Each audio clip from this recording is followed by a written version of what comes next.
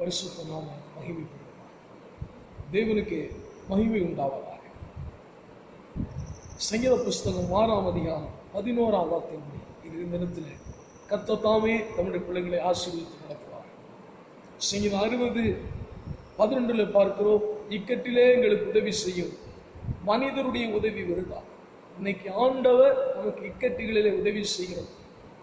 மனிதர்கள் உதவி வருதா. நீங்கள் இப்படி பார்த்த இந்த காலகட்டத்தை பார்த்தீங்கன்னா மனிதர்கள் நினைத்தாலும் நமக்கு உதவி செய்ய முடியாது. ஏன்னா விலகி செல்லக்கூடிய ஒரு நாட்களுக்கு வந்திருக்கிறோம். மனிதர்கள் தங்களையே தனிமைப்படுத்திக் கொள்ள வேண்டும், பலவீனப்பட்டுட்டாங்க அப்படின்னா மனிதருடைய உதவி விருதா அப்படின்னா உதவி செய்யக்கூடிய உதவி விருதா என்று சொல்லக்கூடிய நாட்களுக்குள்ளே வந்திருக்கிறோம். இந்த நாட்களில் நிச்சயமாய் நமக்கு உதவி செய்ய போகிறது யார் என்று கேட்டால் வேதம் தெளிவாய் சொல்கிறது, கர்த்தர் மாத்திரம்தான் நமக்கு உதவி செய்ய முடியும். இக்கட்டிலே எங்களுக்கு உதவி செய்யும் மனிதர்கள் உதவி வருதா. மனிதர்களால் நமக்கு உதவி செய்ய முடியாது. நம்ம நினைச்சுக்கிறோம் மற்ற நேரத்துல இவங்க எனக்கு உதவி செய்வாங்க, உறவினருக்கு உதவி செய்வாங்க அப்படின்னு நம்ம நினைக்கிறோம். ஆனா அப்படி கிடையாது. ஒரு இக்கட்டு காலங்கள் வந்துச்சுன்னா ஆண்டவர் மேல ஜனங்கள் நம்பிக்கை வைக்கும்படி கர்த்தர் மனிதருடைய உதவியை அவர்கள் விரும்பி நமக்கு செஞ்சாலும் அதை விருதாவா மாற்றிடுவார். வேஸ்ட், விருதான வேஸ்ட்னு சொல்லிடுறாரு. ஏன் இக்கட்டு வருகிறது என்று சுருக்கமாய் சொல்ல போகிறேன். அதை 60ஆம் அதிகாரத்தில் போட்டிருக்கிறது, எங்கள் மேல் நீ கோபமாயிருந்தீர். தேவனுடைய கோபம் ஒருவேளை நம்ம மேல இருக்கிற பொழுது என்ன வருகிறதுனா நமக்கு இக்கட்டு வருகிறது.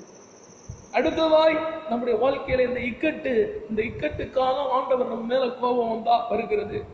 இரண்டாவதா ஏன் இக்கட்டு காலம் வருகிறது, நம்முடைய ஜனங்களுக்கு சில கடினமான காரியங்களுக்குள்ளாய் கர்த்தர் நம்ம நடத்தி கொண்டு போகிற பொழுது நமக்கு இக்கட்டு வருகிறது. மூன்றாவதாய் ஏன் இக்கட்டு வருகிறதுனா சில வேளை தேவன் நம்முடைய வாழ்க்கையின் போராட்டங்களிலே நம்முடைய சேனைகளோடு நம்முடைய வாழ்க்கையிலே அவர் தள்ளிவிட்டது போல நம்முடைய போராட்டங்களிலே நமக்காய் புறப்படாமல் இருக்கிறது போல இருக்கும். அப்பொழுது இக்கட்டு வருகிறது. ஆண்டவர் சொல்லுகிறார், ஒருவேளை ஆண்டவர் நம்ம மேல கோபமாயிருந்தாலும் சரி, இல்ல கடினமான பாதைகளிலே நம்மை நடத்தினாலும் சரி, மூன்றாவது சேனைகளோடு புறப்படாமல் போராட்டங்களிலே நம்மளோடு புறப்படாமல் தள்ளிவிட்டு இருந்தது போல இருந்தாலும் சரி, இந்த இக்கட்டுகளில நிச்சயமாய் ஆண்டவர் தான் நமக்கு உதவி செய்ய வேண்டும். இக்கட்டுல கர்த்தர் தான் நமக்கு உதவி செய்யணும். இப்பொழுது இந்த தேசத்தின் மேல நம்முடைய வாழ்க்கையில போராட்டங்கள், கட்டுகள், நீங்க எல்லாவற்றையும் அறிந்திருக்கிறீங்க. இதுல ஆண்டவர் உதவி செய்யும் அப்படின்னா ஆண்டவரால் மாத்திரம் தான் உதவி செய்யணும். நிச்சயமாய் உங்கள் இக்கட்டுகளிலே கர்த்தர் உங்களுக்கு உதவி செய்ய அவர் வல்லமையுள்ளவராய் இருக்கிறார். ஒன்றே ஒன்று தான் நம்ம செய்யணும். ஆண்டவரை நாம் நம்பும் பொழுது, ஆண்டவர் எனக்கு உதவி செய்யணும்னு அவர் நோக்கி கூப்பிடும் பொழுது நிச்சயமாய் நம்முடைய இக்கட்டுகளிலிருந்து விடுதலை கொடுப்பார். தேசத்துல நம்ம மேல உள்ள கோபத்திலிருந்து, சாபங்கள் பாவங்களுடைய கோபத்திலிருந்து அவர் விலகுவார். இன்னும் கடினமான பாதைகள் நடத்தினால் நல்ல பாதையை நமக்கு காட்டுவார்.